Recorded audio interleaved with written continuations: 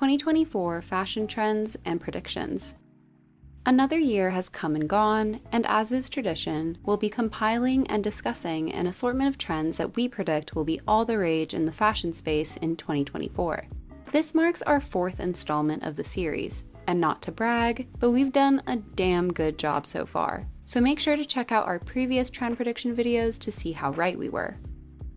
What's important to understand about fashion forecasting is that these predictions don't come out of thin air. They're the result of a thorough analysis of different data points, including consumer shopping habits, developing social media trends, and socio-political factors.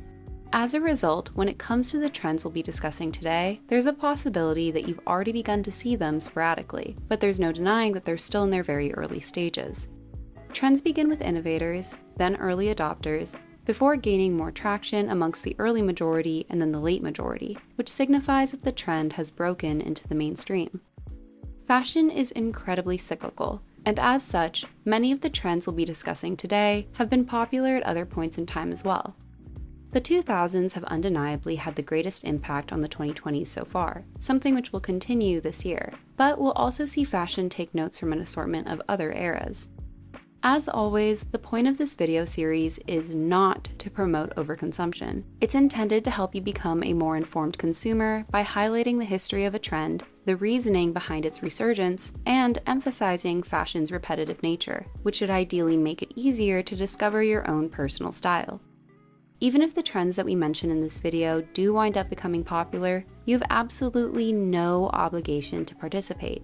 And under no circumstances should you be throwing out everything in your closet in order to chase the next fad, especially since many of the trends from prior years like bows, ballet flats, and biker chic elements will continue to be in style.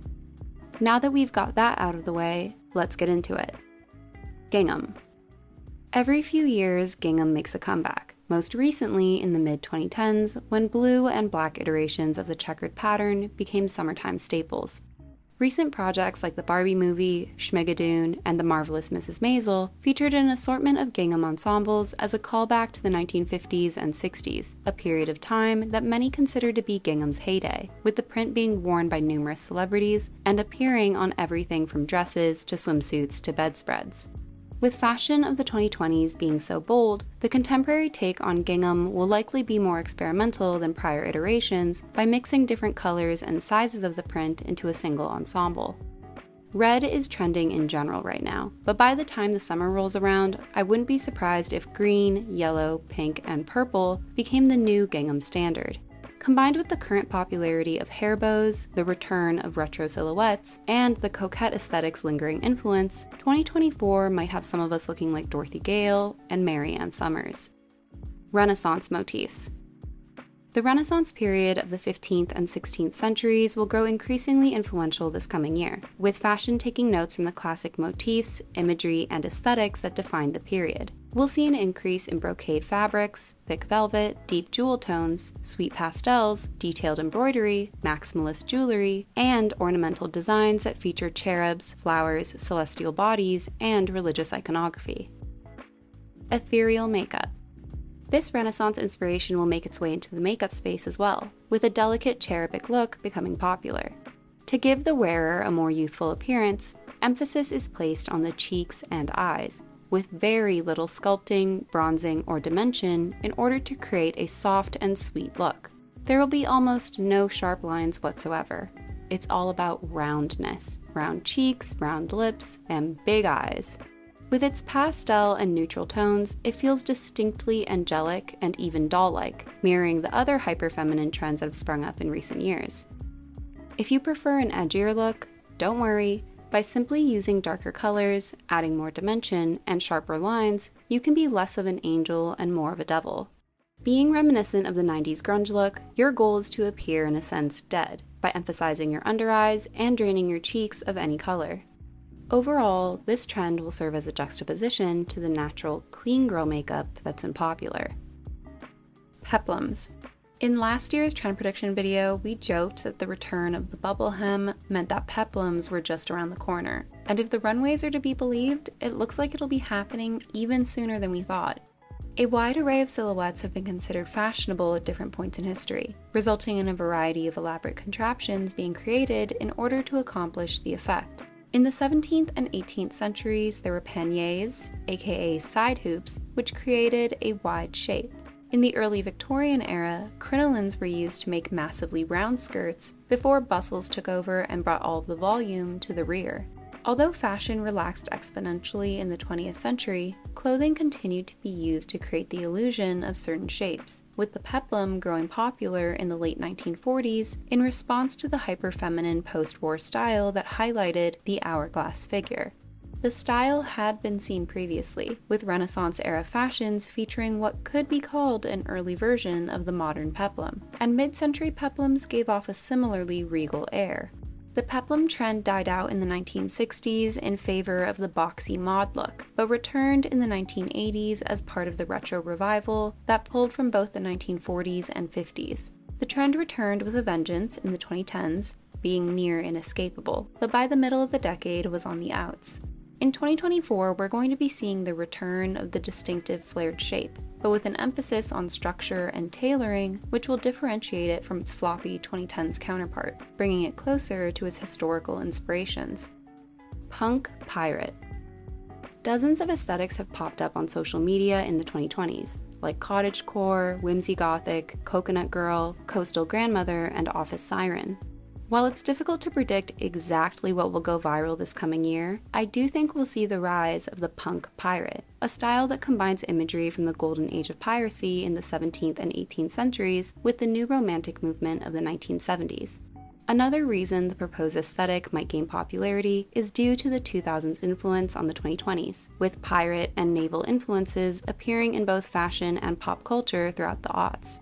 Jean Paul Gaultier, Chanel, and Alexander McQueen all released collections over the course of the 2000s which had maritime inspiration, while Pirates of the Caribbean became one of the most successful franchises of the decade.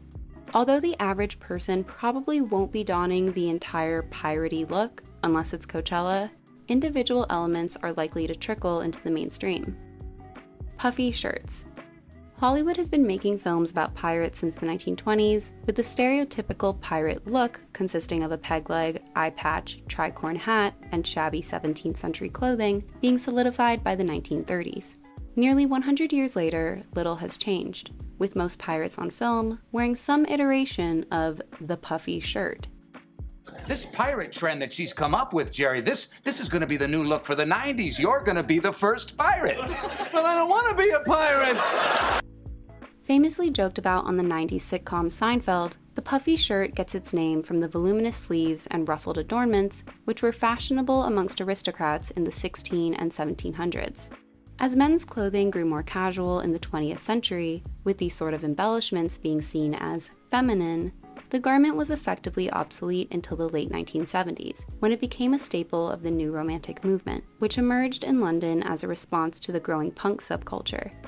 New Romanticism emphasized color, drama, glamour, and gender ambiguity, and was defiant of mainstream conventions, with the look being epitomized by groups like Culture Club, Spandau Ballet, Adam and the Ants, and Duran Duran, and the look was famously featured on the runways of Vivienne Westwood. In 2024, we're set to see another resurgence of the puffy shirt for both men and women, but in varying levels of frilliness. Regardless of how poofy you go, it's a closet staple, easily being dressed up or down and used as a layering piece. And no, you won't automatically look like a pirate. Military jackets. In the 17th and 18th centuries, men often sported justaucorps coats, which were more elaborately decorated depending on their status. As such, the average pirate was typically depicted without a justaucorps or one that was rather simple, with the only exceptions being those who were particularly adept at plundering.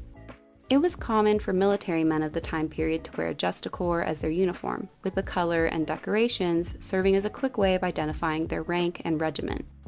The justaucorps would serve as the foundation for full dress uniforms of later centuries, with these military jackets retaining the overcoat's bold colors and lush embroidery. In the first half of the 20th century, military uniforms were exclusively worn by the armed forces, but in the 1960s, an era known for being subversive, it became increasingly popular amongst the youth to wear military jackets as a form of rebellion. Although the fad was criticized for being disrespectful, It grew in popularity after influential figures like Jimi Hendrix, the Beatles, and Mick Jagger sported the fanciful finery. In the 1970s, Green Army field jackets became the standard in the wake of the Vietnam War, but by the 1980s, the formal style had regained popularity once again, especially amongst musicians. Since then, the jacket has gone in and out of fashion several times, including in the 2000s and the 2010s, and I think it's about time for another comeback. With its distinctly masculine edge and aristocratic air, the jacket is guaranteed to become the ultimate cool girl statement piece. Just throw it on with a frilly dress, or a pair of jeans and a t-shirt, and you're good to go. Victorian boots. Every year we see a different boot style rise to prominence. In 2022, it was cowboy boots, in 2023, it was the moto boot, and in 2024, I think we'll see the return of the Victorian boot. As the name implies, the style was popularized in the Victorian era during the mid-19th century, and remained in vogue through the Edwardian era of the early 20th century, although the silhouette did change ever so slightly over the course of these decades. Boots were by no means a new concept, but it wasn't until the 1850s that they became a fashion accessory for women, as prior to that they'd primarily been worn by men as functional footwear, or on occasion by women for utilitarian purposes. With advancements in the clothing industry allowing for quality footwear to be more easily made, there was more time for embellishments and embroidery, allowing the boot to make a statement that mirrored the opulence of the Victorian era. Like many aspects of fashion at the time, footwear was an indication of one's status, with their lavishness highlighting the wearer's wealth, as well as the fact that they didn't need to work. Laced or buttoned up in the spat style, these boots rose to the mid-calf in order to ensure a woman's ankle would remain properly covered, even if her skirt were to rise up. The shoe style would eventually return in a more bohemian format in the 1970s because of the Victorian revival in fashion, often being called granny boots to coincide with Gunny Sax's granny dresses. With the rise of goth fashions in the 1980s, which combined Victorian Gothic aesthetics with contemporary punk styles, a more traditional version of the boot, which emphasized its pointed shape and chunky hardware, became a staple of the subculture. With both boho and punk aesthetics being influential on fashion in the 2020s, the reintroduction of Victorian boots into the mainstream feels almost inevitable. Skulls and skeletons. Tying into the pirate theme, there's a chance that we'll be seeing a lot more bones on our clothing this coming year.